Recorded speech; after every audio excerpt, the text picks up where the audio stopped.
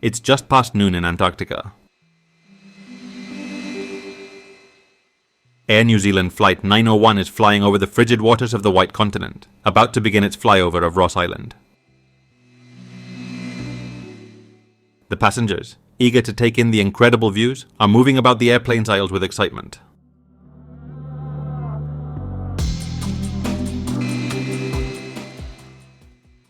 There's a layer of low clouds, so the plane is about to enter a holding pattern in front of the island, while descending from its current 16,000 feet to an estimated 1,500 feet.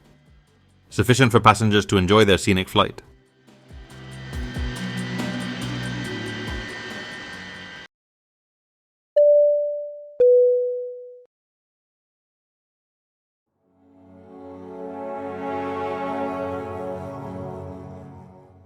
November 28th, 1979, Auckland International Airport, New Zealand.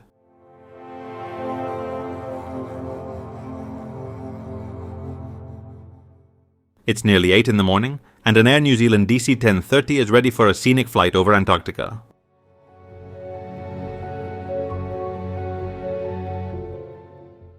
This type of flight was designed and marketed as a unique tourist experience, with an experienced Antarctic guide pointing out scenic features and landmarks using the aircraft's public address system,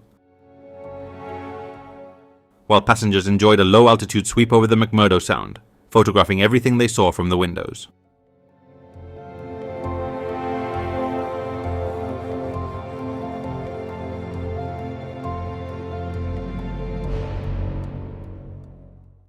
This activity was a great success for the airline. Today's Flight 901 was supposed to have a renowned guide, Sir Edmund Hillary, the New Zealand mountaineer, explorer, and philanthropist, who, along with his Sherpa companion Tenzing Norgay, became the first climbers to reach the summit of Mount Everest in 1953. Unfortunately, just minutes before the flight, it was announced that he couldn't attend due to scheduling conflicts. He was replaced by his old friend and climbing companion, Peter David Mulgrew.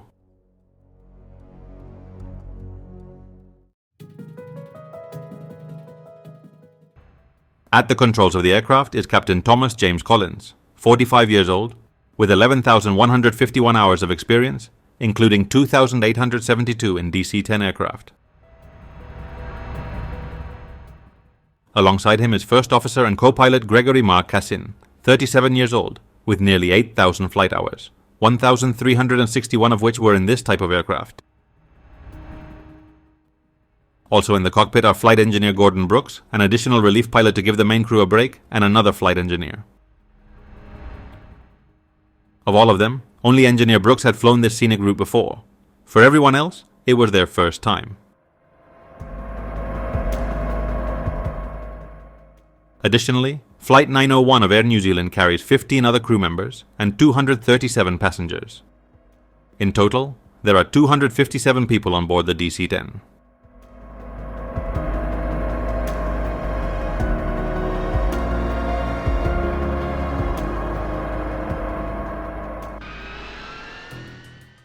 At 8:21 in the morning, 21 minutes behind schedule, Flight 901 begins taxiing down the runway.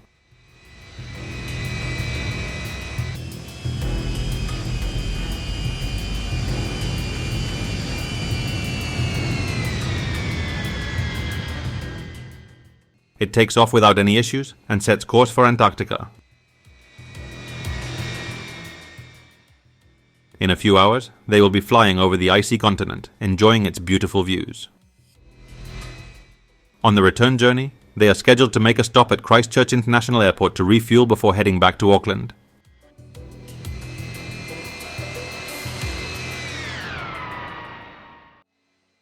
It's now just past noon in Antarctica. Air New Zealand Flight 901 is flying over the frigid waters of the White Continent, about to begin its flyover of Ross Island. The passengers, eager for the incredible views, are moving excitedly about the airplane's aisles.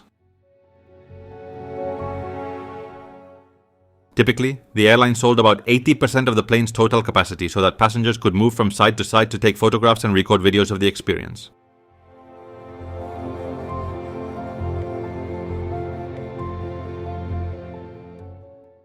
There's a layer of low clouds, so the plane is about to enter a holding pattern in front of the island while descending from its current 16,000 feet to 2,000 feet, about 610 meters, which they estimate will be sufficient for passengers to enjoy their scenic flight.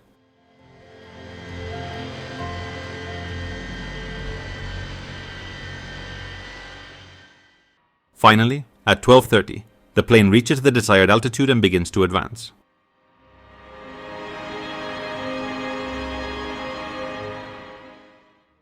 They leave behind the water, and ahead, the pilots see what they believe is the ice shelf of Ross Island, the area they must fly over to cover the route.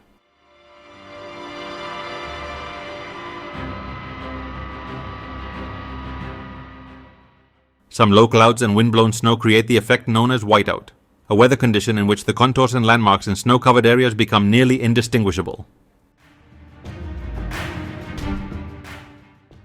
There was no problem.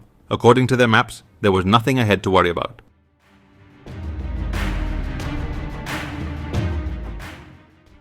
But at 12:49, something unexpected greatly alarmed them. The aircraft's GPWS, ground proximity warning system, started warning them that they were close to the terrain. I don't like this at all, Captain. We're starting to fly over Ross Island, right? Yes, if we fly to the right, there won't be any obstacles ahead. No, let's continue. There's nothing here. But the alarms kept sounding until the disturbing pull-up warning began to blare in the DC-10's cockpit.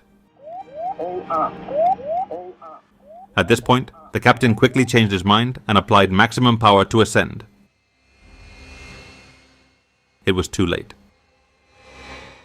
6 seconds after accelerating to maximum, Air New Zealand Flight 901 crashed into the slopes of Mount Erebus, which rises to 12,000 feet.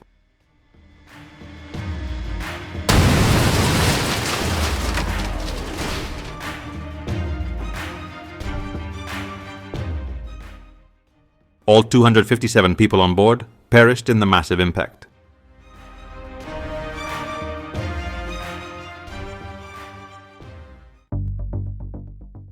What had happened? Where were they? What was Mount Erebus doing in their path?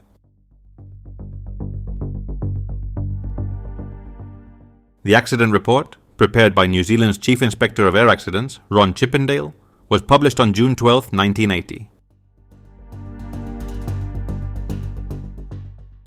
It cited pilot errors as the primary cause of the accident, and attributed the blame to Captain Collins's decision to descend below the usual minimum altitude and to continue at that altitude when the crew was unsure of the plane's position.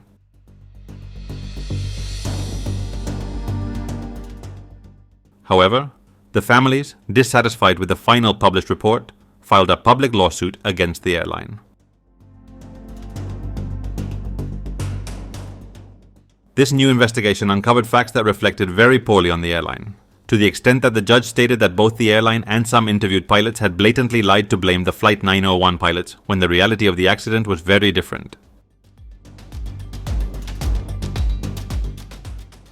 The pilots of Flight 901 entered the flight data into the aircraft's computer at 7 a.m., but no one had informed them that the route used until that day had changed the night before.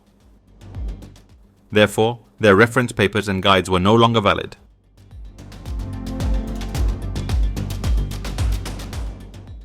The flight would no longer access Ross Island from the south through McMurdo Sound, but would do so from the north through Lewis Bay, flying over Mount Erebus, and then descend towards McMurdo after passing it.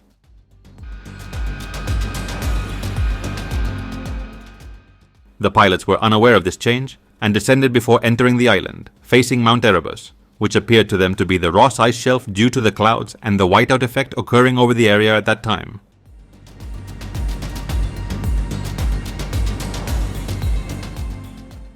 The airline was ordered to pay half of the costs of the entire search and rescue operation, although the appellate court eventually removed this penalty. The tragedy that occurred in 1979 on Mount Erebus remains the deadliest air disaster in New Zealand's history, and led to the resignation of the airline's entire senior management. A wooden cross was erected on the mountain above Scott Base to commemorate the accident. It was replaced in 1986 by an aluminum cross after the original was eroded by the low temperatures, wind, and moisture. There is also a monument to the 16 passengers who could not be identified, and the 28 whose bodies were never found. It is located in Waikumete Cemetery in Gleneden, Auckland. Next to the monument is a Japanese cherry tree planted in memory of the 24 Japanese passengers who died on board Flight 901.